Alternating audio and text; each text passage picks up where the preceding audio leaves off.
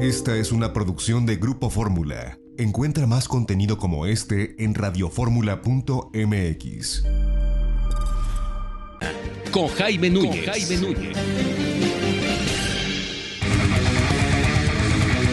Así piensan los mexicanos. Bueno, ya estamos de vuelta a las 7 de la mañana con 38 minutos. Es el tiempo del centro del país. Ya lo escuchó Adrián Villegas del Gabinete de Comunicación Estratégica, listo y conectado con nosotros a través de la tecnología. ¿Qué tal, Adrián? Qué gusto saludarte. ¿Cómo te va? Muy buenos días. Muy bien, Jaime, pues muy contento de estar nuevamente el segundo sábado a través de la tecnología contigo y con tu audiencia, Jaime. Lo celebro, cosa que celebro, Adrián, y que me da muchísimo gusto. Y Adrián, antes de pasar a lo que nos tienes preparado y al análisis que hiciste con respecto a los datos de la elección, ¿qué decir de las encuestas y las encuestadoras? Un análisis que tú siempre has hecho, una situación que tú siempre nos dices, hay que ver qué es lo que sucede. Mientras la campaña se dicen unas cosas, cuando se vota se dicen otras, y cuando se tienen los resultados del PREP, que se están dando a conocer este fin de semana, se tienen y se saben otras. ¿Qué decir de la tarea que hicieron las encuestas y los encuestadores, Adrián? Pues mira, Jaime, el qué decir es como siempre lo he dicho. En esta ocasión a mí no me tocó estar publicando resultados de las encuestas y lo que ocurrió es como siempre, las encuestas preelectorales, Jaime, y ocultan muchísima no información, en el sentido de que la gente no quiere decir realmente por quién va a votar o sí sabe por quién va a votar, pero no lo quiere hacer. Por lo tanto, la mayor parte de las encuestas preelectorales, particularmente las que hablaban sobre lo que sería el resultado de la votación para diputados federales, traían o contenían una cantidad de no información muy grande que hacía bastante difícil poder generar pronósticos. Aparte de que todos los compañeros que hicieron encuestas no podían hacer encuestas hasta donde yo sé en los 300 distritos. Entonces se tenían que sacar conclusiones a partir de encuestas nacionales para esto. En general, básicamente uno puede decir que ocurrieron cosas positivas para los encuestadores, en tanto que la primera fuerza sí fue tal como la dijeron ellos, no de la dimensión tal vez que en las encuestas revelaban, pero bueno, eso se entiende. Había como una especie de sobreestimación ligera de lo que sería Morena y sus partidos aliados. Y el día de las elecciones, las encuestas de salida también, a mí me parece, y lo digo francamente, es un ejercicio que es algo interno, pero no sirve para lo que ellos quieren usar los candidatos. Salir a las 6 de la tarde, todos diciendo que ganaron la misma competencia. O sea, eso es terrible, pero no es culpa de los encuestadores. Simple y Entonces falta de cultura democrática y política, ¿no? Es un oportunismo muy grande de los candidatos. O sea, definitivamente, oír al señor el presidente del partido de Morena decir que llevaba 14 de 16 delegaciones o 16 alcaldías, pues eso es inaudito y no debe de hacerse, y es algo que nuestros políticos tienen que aprender porque confunden, porque hacen un descrédito muy grande de estos resultados. La verdad es que hay que esperar hasta los resultados de los conteos rápidos. Y en este sentido, poco a poco, mi impresión es que van siendo sustituidos los conteos rápidos de las empresas televisoras o de las empresas de comunicación por los conteos rápidos tan poderosos que hace el INE. La cantidad de muestra que puede tener el INE en sus conteos rápidos le permite realmente a quien los esté siguiendo darse cuenta de cómo quedó la elección. Así que en ese sentido, pues también habría yo que pensar que las casas encuestadoras hicieron lo factible dentro de las condiciones en que se estaba, pero mi impresión es que poco a poco debemos de alejarnos de encuestas de boca de urna, o sea, el exit poll famoso, quedarnos más con los conteos rápidos y, como siempre, tomar con bastante precaución los resultados de las encuestas preelectorales. Perfecto. Así que, en general, creo que así fue la jornada para mis colegas encuestadores.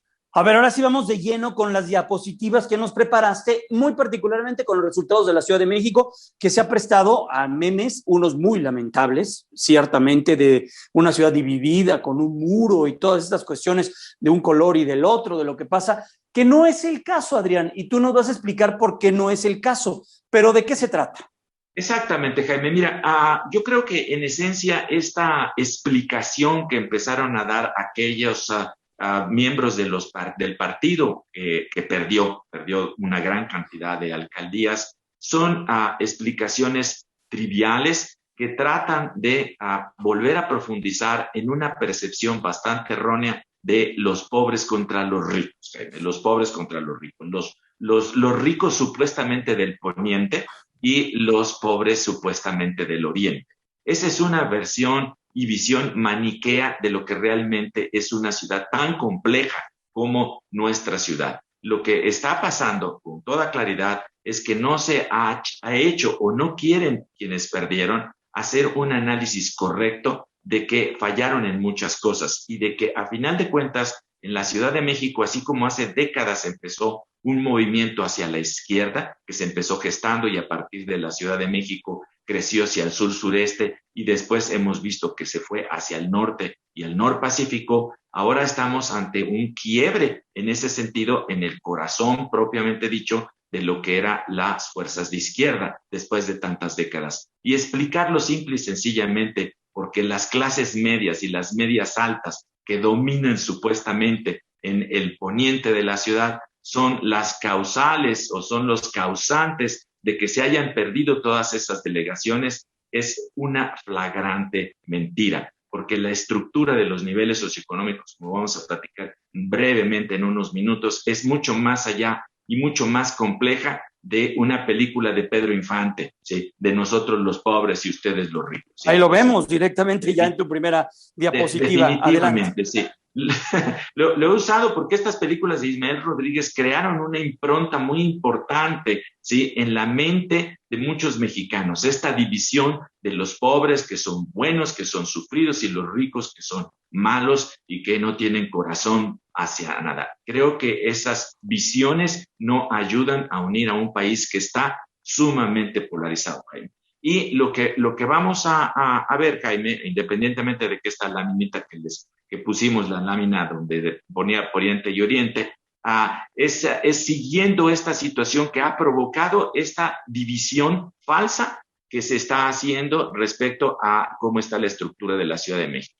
Y bueno, para empezar, Jaime, rápidamente nos vamos a nuestra lámina número 3, Jaime, en donde lo que estamos viendo es este supuesto desbalance o partición de la ciudad geográficamente. Y vamos a ver y a repasar con gran velocidad cómo quedó Coajimalpa, Álvaro Obregón, Miguel Hidalgo, Coyoacán, Magdalena Contreras, Cuauhtémoc, Azcapotzalco, Tlalpan. Benito Juárez está aparte en la lámina porque Benito Juárez en realidad lo siguió conservando la fuerza del PAN. Pero lo que estamos viendo, y aquí es importante y voy a ir rápido para nuestros personas que nos ven y para que nos escuchan. Básicamente, donde hubo una mayor victoria con 64%, digamos, de quién ganó, que no sea Morena, y perdió un 25.3%, bueno, uno diría, realmente ese 64%, Coajimalpa es una delegación que tiene tanta clase media y media alta como para haber ganado con el 64%, o es que ellos son los de media y media alta, salieron muchísimo más a votar que los de las clases bajas.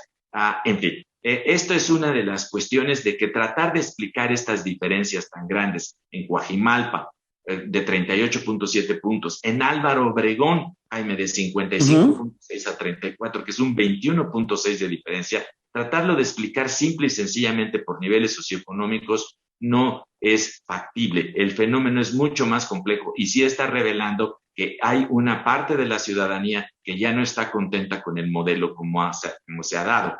La delegación Cuauhtémoc, pensar que el 48.1% de la apuesta que ganó el partido que ganó contra el 38% del partido que perdió, una diferencia de 10 puntos, solamente es explicable porque en la Cuauhtémoc, ¿sí?, hay muchísima más gente de clase media y media alta o alta. Eso es una cosa totalmente falsa, totalmente falsa. Y básicamente voy a explicar de manera muy rápida el ejercicio más pulido que podemos contar nosotros, los investigadores, es cómo se distribuye la Ciudad de México, Jaime, nuestra lámina número 4, por niveles socioeconómicos. Y esto será importante para que nos escuchan y nos estén viendo, vean cómo se maneja actualmente en la industria las diferencias por niveles socioeconómicos, particularmente en lo que es la Ciudad de México, Jaime.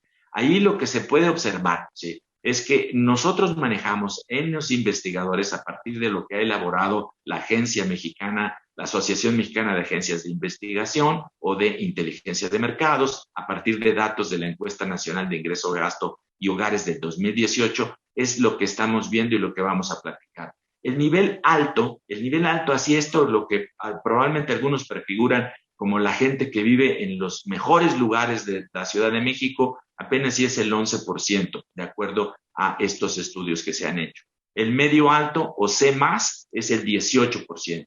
El medio, por así decirlo, lo que sería la típica clase media, es apenas sí el 18%. Los medios bajos son 15%, el bajo alto, por llamarlo de una manera, el D+, es 13%, el bajo o letra D es 20%, el marginado es 5%. Entonces, si vemos así y queremos cargar las imágenes a los pobres contra los ricos, pues el medio alto y el alto apenas si serían el 29% en la Ciudad de México. Y en cambio, el bajo, alto, bajo y marginado, D+, D y E, es el 38%. Claro. Así de complejo es esta situación y no está tan fácil dividir las cosas y decir, es que me pegaron o perdí porque hicieron caso los de clase media, media alta, a toda esta cuestión de guerra sucia. Mediática, del metro y todo ello. Y para terminar, Jaime, nada más para que sea una pequeña muestra de lo complejo que es una delegación, una alcaldía, pues nos vamos a una pequeña lámina que preparé nada más de salida, Jaime, que le va a decir mucho a quienes viven aquí en la Ciudad de México de esta complejidad, la alcaldía Cuauhtémoc. Jaime, ahí podemos ver, es posible que la clase media, media alta de la colonia o de la alcaldía Cuauhtémoc haya sido la que provocó esta derrota del partido que venía gobernando. Pues simple y sencillamente, Jaime, ahí lo dejo, no las voy a leer todas, podemos ver la heterogeneidad que hay en la alcaldía Cuauhtémoc. En la zona centro-sur de la alcaldía, con 75,192 personas en lista nominal, está la colonia Buenos Aires, la colonia Obrera, la colonia Doctores. Pues para quienes viven en otras partes de la República tal vez no tenga mucho sentido, pero sí los que están en la Ciudad de México ubican claramente, y decir que esas colonias son de media alta o de alta, pues es un poco exagerar las cosas. Habrá viviendas que sí viven muy bien, que pueden dar ese nivel, pero no es cierto. Y contrastarlo contra la Condesa, Hipódromo, Cuauhtémoc, Juárez, Roma Norte, Roma Sur, que tendrían otra connotación, otra percepción en la visión de los mexicanos respecto a lo que son los niveles socioeconómicos. O sea, donde está Tepito, el centro histórico, Santa María la Ribera, San Rafael, Tlatelolco, a Buenavista, etcétera, nos da una idea de la diversidad y complejante pequeña. Ya no te quiero decir más de qué pasaría en Álvaro Obregón, etcétera. Así que simple y sencillamente, gracias por este tiempo, pero es para decir que no va por ahí la explicación.